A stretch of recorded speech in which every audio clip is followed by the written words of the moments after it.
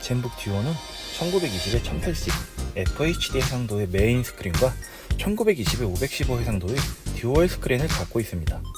기본적으로는 일반적인 듀얼 모니터와 같은 구조로 되어 있어서 상하 화면을 확장 데스크탑의 개념으로 사용할 수 있습니다. 메인 스크린은 인터넷 창을, 세컨드 스크린은 워드를 띄워놓고 인터넷 화면을 참조하며 워드를 타이핑한다는 식으로요.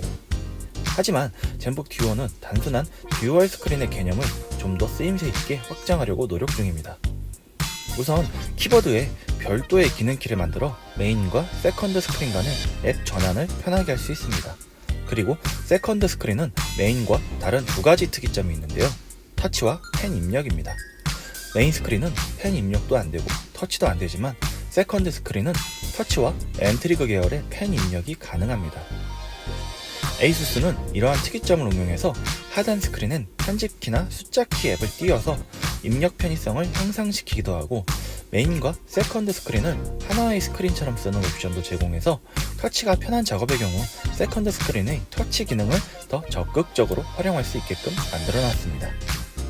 이론적으로는 메인 스크린에 인터넷 강의를 띄워놓고 세컨드 스크린에 필기를 하는 것도 가능한데 개인적으로는 썩 편하게 하기엔 좀 힘들다는 생각입니다. 어쨌건 제 개인적으로는 이 세컨드 스크린을 굉장히 잘 쓰고 있습니다. 특히 워드 타이핑을 할 때 워드를 세컨드 스크린에 놓고 타이핑을 하는 것이 더 편하게 느껴지더군요. 화면과 키보드가 모두 보이기 때문에 그러지 않는 생각입니다.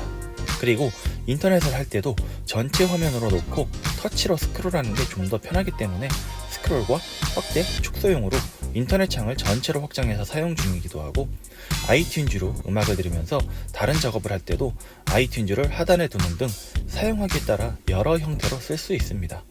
노트북을 쓸 때 휴대용 모니터는 공간적인 문제와 추가적인 모니터를 갖고 다녀야 되는 불편함이 있는데 젠북 듀오는 이런 불편함을 해결하면서 듀얼 모니터 나름대로의 확장성은 갖췄다라 평할 수 있습니다. 그리고 아쉬움도 물론 있습니다. 프로그램을 두 화면 합쳐서 최대화할 경우 작업 표시줄이 묘하게 거슬리는데요.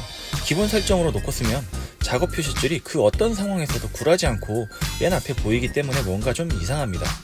작업 표시줄 잠금을 풀고 작업 표시줄을 세컨드 스크린에 놓으면 좀 나아지긴 합니다. 게다가 세컨드 스크린도 일종의 모니터이기 때문에 세컨드 스크린에 있던 프로그램들은 절전 모드 복귀 시 모두 메인 스크린으로 가 있는 귀찮음도 있습니다. 메인 스크린이 먼저 켜지고 세컨드 스크린이 나중에 켜져서 발생하는 문제인데 이 부분은 나중에 좀 해결이 되었으면 하는 그런 바람이 있습니다.